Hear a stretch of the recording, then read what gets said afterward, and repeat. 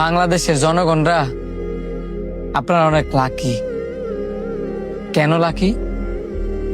কারণ আপনারা বাংলাদেশের মানুষ অনেক অনেক কন্টেন্ট ক্রিয়েটর পাইছেন, আর এমন এমন ক্রিয়েটর পাইছেন যারা ভিউ ব্যবসায়ী। কেমন ভিউ ব্যবসায়ী? যেখানে বিপদ ওইখানেই তারা। ভিউ ব্যবসায়ী কিন্তু আমাদের কমেন্ট না, জনগণের কমেন্ট। অন্য অন্য দেশে দেখেন কত কত বিপদ আপদ হইলো, অন্য দেশে তো বন্যা হয়, দেখছেন?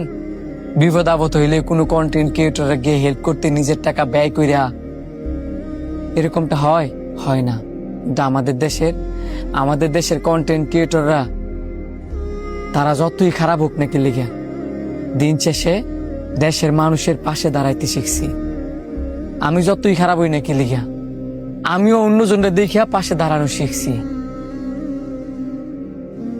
আপনারাও পাশে দাঁড়ান। প্রত্যেকটা মানুষই ভালো, প্রত্যেকটা মানুষই খারাপ। তার মানে এই নয় তার ভালো গুণটা ফালাই দিয়া তার খারাপ গুণ নিয়েই তাদেরকে সমালোচনা করব। আমার কথাগুলো আপনাদের খারাপ লাগতে পারে, কিন্তু এটাই বাস্তব। আমি গর্ব করি যে আমি বাঙালি। আমি কন্টেন্ট ক্রিয়েশন করি যে বললে যে আমি বলবো এমনটা না। আমি যদি কন্টেন্ট না করতাম তাও বলতাম যে আমাদের দেশের কন্টেন্ট ক্রিয়েটর যারা আছে বেশিরভাগই ভালো। কেন ভালো? তারা মানুষের বিপদ দেখলে ওইখানে জাফায় পড়ে। এটা হচ্ছে আমাদের বাংলাদেশের কন্টেন্ট ক্রিয়েটরদের গুণ। আমি দেখছি, অনেক দেখছি, ছোটবেলাতে দেখে দেখতে আসতেছি, শিখে হয়েছি, এখনো শিখি। তো আপনারা বাসায় বসে আজে বাজে কমেন্ট না করিয়া সবাইকে এপ্রিসিয়েট করেন।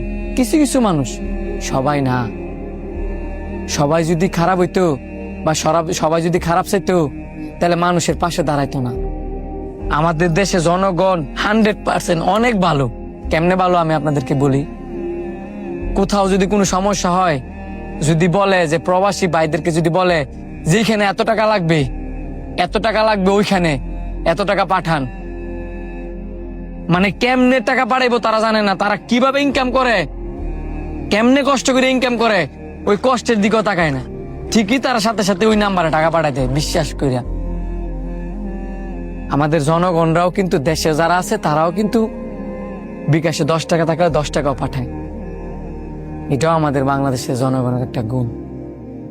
এই জন্য বলি যে আমি গর্ব করি যে আমি বাঙালি। কিছু বলার নাই।